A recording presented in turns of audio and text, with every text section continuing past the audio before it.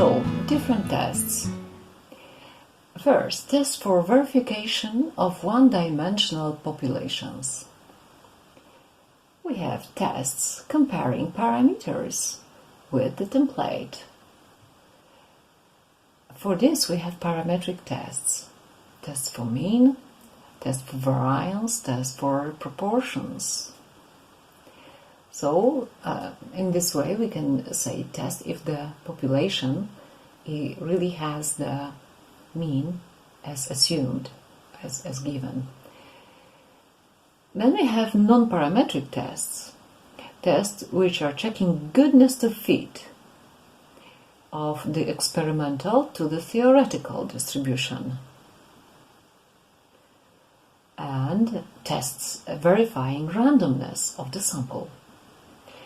Well, we can give examples as tests for goodness of fit by chi-squared test, Kolmogorov test, series test, and many others.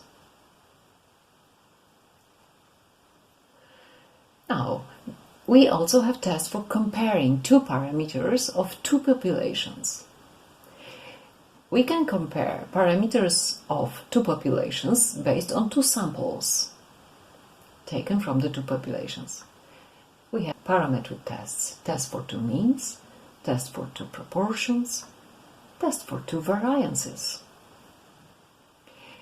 We can have tests verifying equality of two empirical distributions, non-parametric tests, Kolmogorov-Smirnov test, uniformity, chi-squared test, median test, series test, sign tests.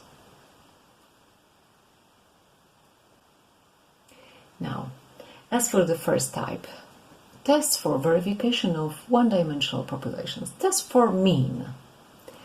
Here we test null hypothesis H0 that mean equals some given value, say mu0, against three possible alternative hypotheses. So we can put three different possible alternative hypotheses. Either mu equals is different from mu0, or mu is greater than given mu0, or mu is less than given mu0. And of course you remember that the first case means that we will have two-tailed test, and the two others we will have one-tailed test, upper or lower. And these statistics we will be employing will depend on the following factors: distribution of the investigated feature in the population. Is it normal? Is it not normal? Is it known? Not known? Knowledge or not of the variance of the population. Or the third factor is the sample size. There are special tests for very small samples.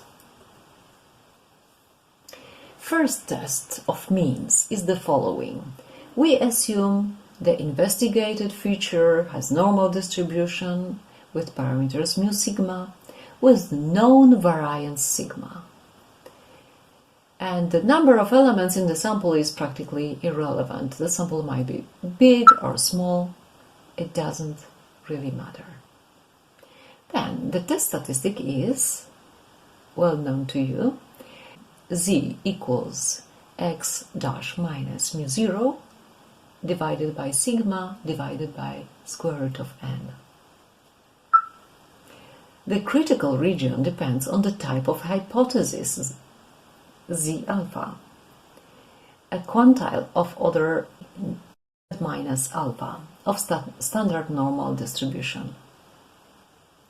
We reject H0 if the test statistic falls into critical region. And what are the critical regions? Depending on different alternative hypotheses.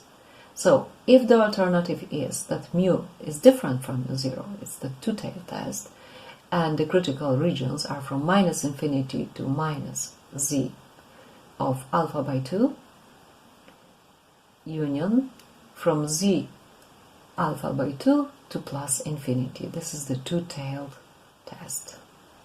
and z alpha by 2 is the critical value. Next thing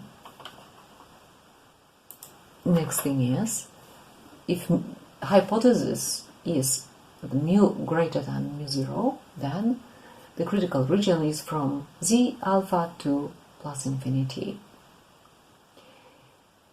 If alternative hypothesis is mu less than mu 0, then critical region is from minus infinity to minus z alpha.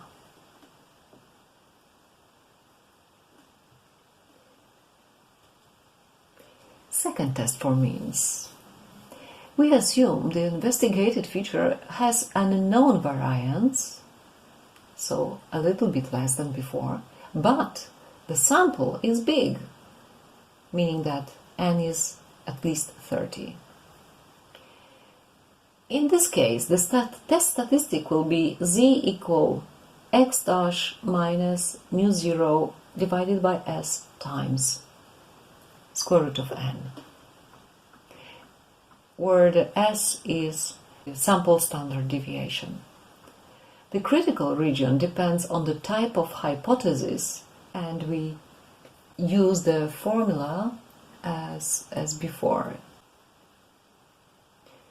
And third case is the following. Now we assume the investigated feature has a totally unknown variance and the sample is small. Then we may use the t-student distribution test. And the statistics will be t equal x dash minus mu 0 by s times n minus 1, where the s is the sample standard deviation. The critical region depends on the type of hypothesis. We use formula 1, but replacing critical value z with critical value t alpha n minus 1, where t alpha n minus 1 is a quantile of order 1 minus alpha of t-student distribution with n minus 1 degrees of freedom. Okay, so in this case we have to use a table with one more dimension. Now,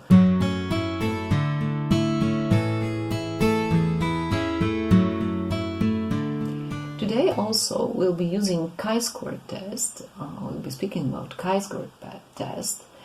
So this is density with gamma function included. So f of t is equal to t to power n divided by 2 minus 1 times e to minus a half. All this is divided by 2 to power n by 2, gamma of n by 2. For t greater than 0, whereas n is called the number of degrees of freedom. And the application is statistical tests. Expected value of this distribution is n and variance is 2n. And the density function is a kind of a moving small hill.